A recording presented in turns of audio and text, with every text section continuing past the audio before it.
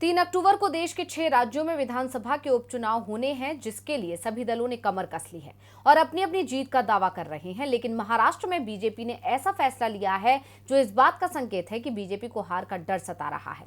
क्या है चुनाव से पहले बीजेपी का फैसला, देखिए रिपोर्ट।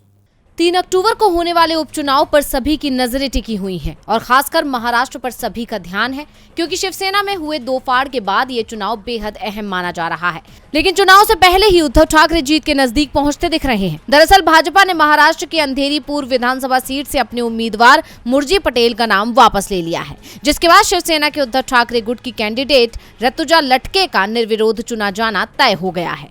दावा किया जा रहा है कि एनसीपी राज ठाकरे और एकनाथ शिंदे गुट की तरफ से अपील की गई थी कि भाजपा अपना कैंडिडेट वापस ले ले। इन अपीलों को लेकर डिप्टी सीएम देवेंद्र फडणवीस ने कहा था कि मैं अपनी पार्टी में खुद कोई फैसला नहीं लेता। उन्होंने कहा था कि हमने पहले भी उम्मीदवार वापस लिए हैं, इस बार भी हाईकमान और साथी नेताओं से बातचीत के बाद ही फैसला हो सकेगा, जिसके बाद अब बीजेपी ने अपने उम्मीदवार का नाम वापस ले लिया है।